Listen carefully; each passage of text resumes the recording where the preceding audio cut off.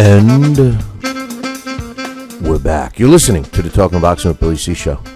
Don't forget to check out our website, www.billycboxing.com. And while you're at it, don't forget about February 27th in Syracuse, New York, where you can check out another great show by JKJ Boxing. Visit their website, www.jkjboxing.com, and get yourself some tickets. Make sure, before you buy tickets, you demand the Billy C discount, because you'll get it. And maybe I'll see you up there. Who knows? Maybe we'll even bring it to you. We'll see. We'll see what happens with that. jkjboxing.com. Great event taking place Saturday, February 27th. You know, I just don't understand why there's so many people, and I'm checking out even comments here in the chat room, stuff like that. I just don't understand why people are not giving these two guys, and I say these two guys, Sergey Kovalev and Triple G, the credit that they deserve. I just don't understand it. You know, I mean, listen, you know, in this sport of boxing, you know, what you're supposed to do, basically, is you're supposed to get in that ring, and when the bell rings, you're supposed to kick the shit out of your opponent. I mean, that's what boxing is supposed to be, right? Now, whether you do it, you know, in a attack way, whether you do it in a sweet science or boxing way, whichever way you do it, the bottom line is the goal is the same. You're supposed to kick the shit out of your opponent. You know, you're either winning on points, which means that you scored more punches than he did or she did, or you're knocking your opponent out. You know, that's the whole basis of the game. Now, why people don't give Triple G and Sergey Kovalev the credit is beyond me. Sergey Kovalev has all the belts except for one. So if you put any value in belts, which I don't, but if you do, he's got them all. You know, I mean, give me a break. He's got all the belts. You know, so you can't even say that he's not the legitimate champion. You know, you're going to try to tell me that Adonis Stevenson, because he happens to have the linear title, that he's a better fighter than Sergey Kovalev? I mean, give me a break. You know, we're having discussions where people say, "Oh, well, he prolonged the beating too much. That's a mean guy. He's too mean. He's got a mean streak." You know, hey, I'm in the boxing business. That's all I do. And let me tell you something. The most important thing I want in a fighter is a mean streak. The last thing I want is Ferdinand the Bull as a fighter. You know, somebody that doesn't want to hurt anybody. I mean, you know, if you're a professional fighter and you don't want to hurt anybody, you're in the wrong business, my friend. You know, and listen, you know, I'm not suggesting that people that aren't in the sport of boxing should hurt anyone, because no one should hurt anyone unless you're a pro boxer and you only do it in the ring. You know, Sergey Kovalev has demonstrated that he's a talented fighter in the ring. Triple G has demonstrated he's one of the best pound-for-pound fighters in the sport today. Why people don't give him credit, I don't know. You know, you can't tell me because he doesn't fight, he didn't fight anybody. Don't give me that crap. He didn't fight any because nobody's willing to step in the ring with him. We just talked about Luis Ortiz, a fighter that has been, I called several of his fights, and at times he fights very lazy. Now all of a sudden he knocks the crap out of Brian Jennings, who's a legitimate top 10 fighter. Now no one wants to fight the guy. You know, what has happened to the sport of boxing?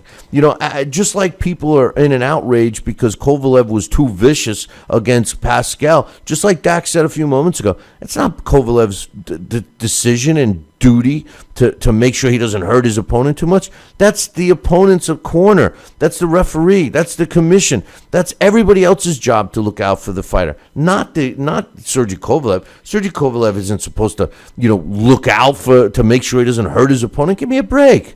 Give me a break. It's ridiculous. The Triple G should not be criticized because guys don't want to fight him.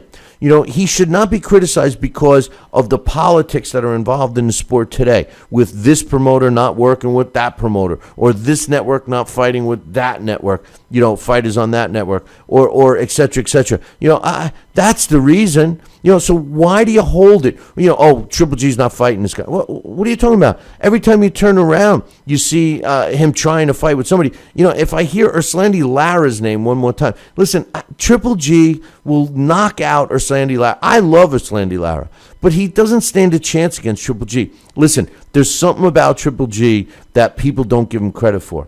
That's called ring generalship. You know, we had Harold Letterman on this show many times, and, you know, ring generalship is the question mark. What exactly is it? Well, if you watch a Triple G fight, you'll see what it is. Ring generalship is controlling the fight, controlling where your opponent is. You always say, oh, he's a right-hander. You want to move away from his power. He's a left-hander, move away from his power. He drops his hand, so you go for an overhand right. Whatever the strategic move is, that's what you're trying to do, right? You're trying to outthink your opponent. You're trying to think what your opponent's going to do before your opponent does it. Well, that's what Triple G does.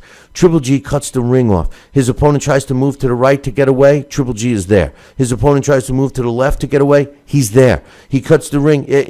Triple G is throwing punches. His opponent throws punches back. Instead of stopping throwing punches, Triple G continues to move forward. He never stops moving forward. Other fighters don't.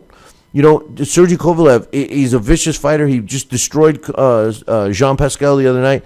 But guess what? He doesn't cut the ring off the way Triple G does. There's no one in the sport of boxing today, including Floyd Mayweather, that has the ring generalship of Triple G. Floyd Mayweather knows how to use his legs, and he knows how to use the ring to his advantage to avoid the attack from his opponent. But he certainly does not know how to use the ring to trap his opponent the way Triple G does. Floyd uses it as a defense mechanism, as a running away mechanism, which is how he uses his defense, and then he tries to set up his counterpunching. That's how he uses the ring. That's his form of ring generalship. But in my opinion, if you have a fighter that's being aggressive and pushing the action and controlling the ring, to me, that's the true definition of ring generalship. And to me, there's not a fighter in the sport of boxing today that can control the ring better than Triple G.